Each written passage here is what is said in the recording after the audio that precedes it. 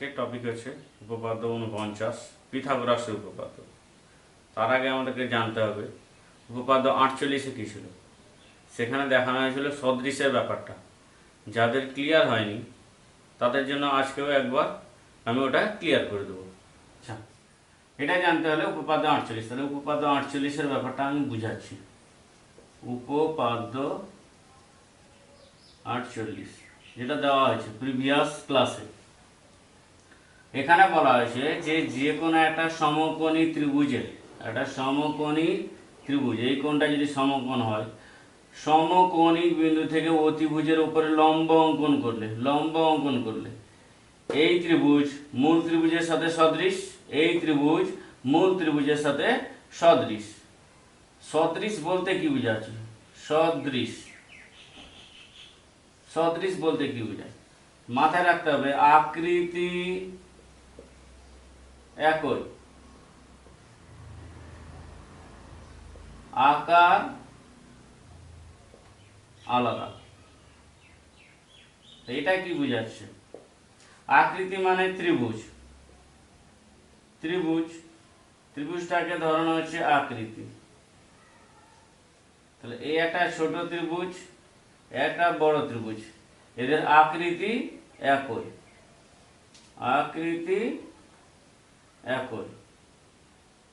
কিন্তু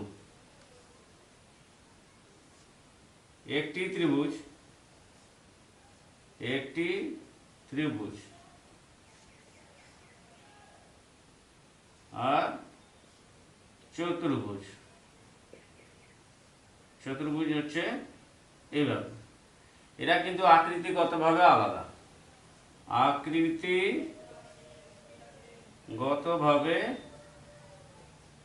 আলাদা। অর্থাৎ আমরা পেলাম আকৃতি হচ্ছে একই থাকবে আর আকার আলাদা হতে পারে। তো আমি আকৃতির ব্যাপারটা ক্লিয়ার করলাম। ত্রিভুজ যদি ত্রিভুজের সাথে একইভাবে দেখানো হয় তাহলে আকৃতি হচ্ছে একই, কিন্তু একটি ত্রিভুজ এবং একটি চতুর্ভুজ, এখানে আকৃতি আলাদা। এবার আমি আসছি আকারে। আকার কি বোঝানো হচ্ছে? আকার মানে হচ্ছে ছোট আর বড়। এবং একটা ত্রিভুজ ছোট আকারের, একটা ত্রিভুজ বড় আকারের, কিন্তু এদের আকৃতি একই। তাহলে এরা সদৃশ হতে পারে। কি হতে পারে? এই দুটো সদৃশ হতে পারে। সদৃশ হওয়ার জন্য কিছু শর্ত মেনটেন করতে হবে। যেরকম হচ্ছে তিনটে কোণ অবশ্যই সমান দেখাতে হবে। তাহলে নাম্বার 1, এই কোণের সাথে যদি আমি এই কোণ সমান দেখাই, এই কোণের সাথে এই কোণ যদি সমান দেখাতে পারি, তাহলে অবশিষ্ট কোণ থাকছে এই কোণের সাথে এই কোণ সমান। কি করে অবশিষ্ট কোণ হচ্ছে সেটাও দেখানো হচ্ছে। সাপোজ ধরা যাক এই একটা ত্রিভুজ যার এই কোণটা 60 ডিগ্রি, এটা 70, এটা বের করলেই পারা যাবে, এটা ছেড়ে দিলাম। আর একটা বড় ত্রিভুজ যার এই জায়গায় বলা আছে এটা 60, এটা 70, তাহলে এটাও বেরিয়ে যাবে, এটাও বেরিয়ে যাবে। কি করলে 180 থেকে এই দুটোর যোগফল 130 বাদ দিলে কত হয়? 50। তাহলে অবশিষ্ট কোণের মান এখানে হয়ে গেল 50, অবশিষ্ট কোণের মানও হয়ে যাচ্ছে 50। তাহলে আমরা যে কোনো দুটো কোণ যদি দেখাতে পারি, অবশিষ্ট কোণ অটোমেটিক সমান হবেই। ওই জন্য উপপাদ্য 48-এ দেখানো হয়েছে অবশিষ্ট কোণের ব্যাপারটা। আশা করি সদৃশের ব্যাপারটা ক্লিয়ার হয়েছে। সদৃশ হলে কি কি জানতে পারবো আমি দেখাচ্ছি। সাপোজ এই একটা সমকোণী ত্রিভুজ আর এই একটা সমকোণী ত্রিভুজ, এই কোণটা 90 ডিগ্রি, এখানেও এই কোণটা 90। যদি দেখানো যায় এই কোণের সাথে এই কোণ সমান আছে, অতএব এটা হয়ে গেল অবশিষ্ট কোণের সাথে এই অবশিষ্ট কোণ এই দুটো সমান হবে। তাহলে আমি দেখাচ্ছি এই জায়গায় নাম দিয়ে দেখাচ্ছি। ধরে নাও এই জায়গায় হচ্ছে পি কিউ আর, আর এই জায়গায় এ বি সি। তাহলে আমরা বলতে পারি সদৃশ যদি হয় তাহলে কি কি হচ্ছে, সদৃশ হলে বাহুগুলি সমানুপাতে থাকবে। তাহলে বাহুগুলি সমানুপাতে থাকবে। এটা উল্টোটা হবে, বাহুগুলি যদি সমানুপাতে থাকে তাহলে ত্রিভুজ দুটি সদৃশ হবে।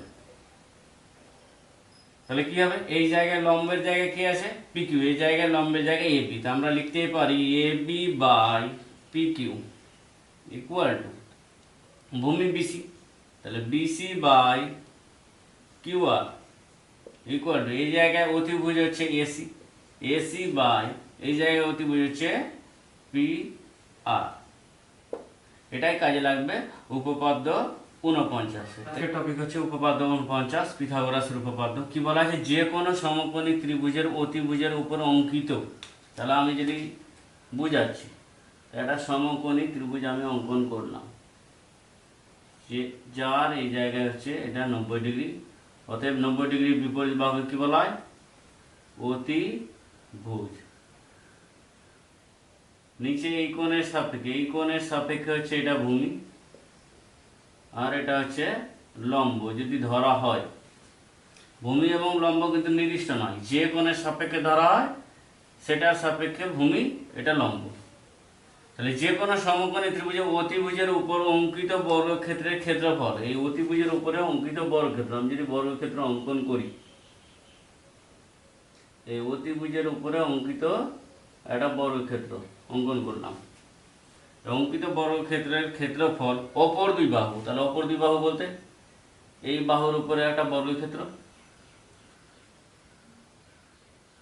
এবং এই বাহুর উপরে একটা বর্গক্ষেত্রের ক্ষেত্রফল। তাহলে কি বলা আছে, অঙ্কিত বর্গক্ষেত্রের ক্ষেত্রফল অপর দুই বাহুর উপরে অঙ্কিত বর্গক্ষেত্রের ক্ষেত্রফলের সমষ্টির সমান। এটার ক্ষেত্রফল মানে বর্গক্ষেত্রের ক্ষেত্রফল কি জানি, বর্গক্ষেত্রের ক্ষেত্রফল সূত্র কি, বাহু স্কয়ার আর পাশে বর্গ একক, তাহলে এই জায়গায় বলা হচ্ছে যে আমার ফার্স্ট অতিভুজের উপর অঙ্কিত বর্গক্ষেত্র। তাহলে অতিভুজের উপর অঙ্কিত বর্গক্ষেত্রের ক্ষেত্রফল মানে কি, অতিভুজের স্কয়ার, অতিভুজ তার স্কয়ার ইকুয়াল টু বলেছে কি অপর দুই বাহুর উপর অঙ্কিত বর্গক্ষেত্রের ক্ষেত্রফল। তাহলে এই বাহুর উপর অঙ্কিত বর্গক্ষেত্রের ক্ষেত্রফল কি হয়ে যাবে, ভূমি স্কয়ার, সমষ্টি বলা হয়েছে আর একটা। তাহলে এটা হয়ে গেল লম্ব স্কয়ার। এটা কিন্তু আমরা ছোটবেলা থেকেই জানি, অতিভুজের স্কয়ার ইকুয়াল টু ভূমি স্কয়ার প্লাস লম্ব স্কয়ার। তাহলে আমরা প্রমাণ করছি। তাহলে প্রথমে আমার ছবি দরকার, যে কোনো সমকোণী ত্রিভুজের। উপপাদ্য 48-এর মধ্যে আমি একটা সমকোণী ত্রিভুজ অঙ্কন করলাম, যার এ কোণটা সমকোণ, বি এই পাশে সি। বলা আছে অতিভুজের উপরে অঙ্কিত বর্গক্ষেত্রের ক্ষেত্রফল। তো অতিভুজ কে আছে এই জায়গায়, অতিভুজ হচ্ছে বিসি, অপর দুই বাহুর উপরে অঙ্কিত বর্গক্ষেত্রের ক্ষেত্রফলের সমষ্টির সমান। তাহলে এ বিসি একটা আমি সমকোণী ত্রিভুজ নিলাম, যার এ কোণটা সমকোণ। তো আমি কি লিখবো, স্বীকার্য বিষয়। স্বীকার্য বিষয় বা প্রদত্ত যা দেওয়া আছে বইয়ে, প্রদত্ত বা স্বীকার্য বিষয় বইটাকে ফলো করবে। যে ত্রিভুজ এবিসি একটি সমকোণী ত্রিভুজ, যার এ কোণটা সমকোণ। প্রামাণ্য বিষয় কি আসবে, প্রামাণ্য বিষয় প্রমাণ করতে হবে যে কি অতিভুজের জায়গা আছে বিসি। তাহলে আমি পাচ্ছি বিসি স্কোয়ার ইকুয়াল টু কি AB square plus AC square. এটা আমরা দেখাবো, এই জায়গায় প্রমাণ করতে হবে। যে আসছি অঙ্কনে, অঙ্কন কি বলছে, উপপাদ্য 48টা যদি মনে থাকে, প্রিভিয়াস উপপাদ্য মনে থাকলে পরের উপপাদ্যগুলো হয়ে যায়। তো প্রিভিয়াস উপপাদ্য কি এসে অতিভুজ থেকে লম্ব অঙ্কন করতে হচ্ছে, মানে অতিভুজের উপরে লম্ব। আমি কি করব, সমকোণিক এ বিন্দু থেকে অতিভুজ বিসি এর উপরে একটা লম্ব অঙ্কন করলাম, যার নাম হচ্ছে এডি। অঙ্কন আমি বই দেখে লিখে দেব। কি বলা হচ্ছে প্রমাণে? যেহেতু কি পেলাম, ত্রিভুজ এ বি সি এর বিসি বাহুর উপর এডি লম্ব। কোথা থেকে পেয়েছি? অঙ্কন অনুযায়ী। আর কি জানি? ত্রিভুজ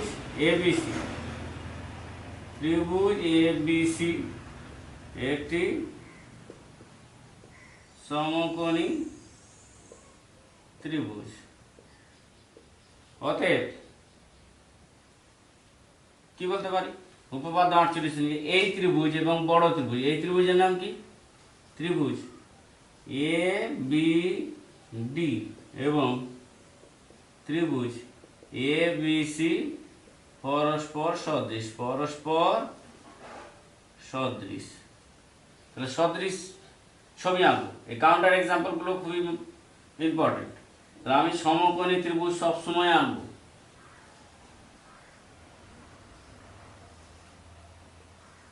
এই হচ্ছে আমার বড় ত্রিভুজ, যার নাম দেওয়া আছে এ কোণ সমকোণ। এই জায়গায় দেওয়া হলো বি, এই জায়গায় দেওয়া হলো সি। আমি চলে আসি ছোট ত্রিভুজ। এই ত্রিভুজটা একটু ভালো করে লক্ষ্য করবে, যারা এর আগের দিন বুঝতে পারেনি তাদের জন্য আবার বলছি।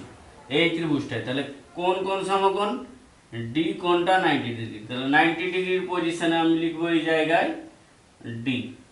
আচ্ছা, এই ত্রিভুজ এবং বড় ত্রিভুজের মধ্যে কোন কোণটা সেম কোণ? বি কোণ। তাহলে সেম পজিশনে বি কোণের জায়গায় আমি লিখছি বি কোণ। হয়েছে? পড়ে থাকছে কে কোণ? তো এই ত্রিভুজ এ বি ডি এর কে পড়ে থাকছে? ডি হয়ে গেছে, বি হয়ে গেছে, তাহলে পড়ে থাকছে আমার এই জায়গায় এ কোণ। তাহলে আমি পেয়ে গেলাম অবশিষ্ট কোণ কি হচ্ছে? এই কোণের সাথে সি কোণ সমান। অতএব এই দুটো ত্রিভুজ সদৃশ। সদৃশ হলে কি হবে? বাহুগুলো সমানুপাতে থাকবে। অতএব যেহেতু প্রামাণ্য বিষয়টাকে খেয়াল করবে যে বিসি স্কোয়ার ইকুয়াল টু কি ছিল? A B square plus AC square. তাহলে আমি এই জায়গায় এ বি নিয়ে কাজ করছি। তাহলে বলো, বড় ত্রিভুজের এ বি বাহু, বা ছোট ত্রিভুজটাকে আমরা ধরতে পারি, যে যেটা ধরতে পারে। তাহলে আমি ছোট ত্রিভুজটাকে যদি এ বি ধরি আগে, ছোট ত্রিভুজের অতিভুজ, তাহলে বড় ত্রিভুজের অতিভুজ কি আছে?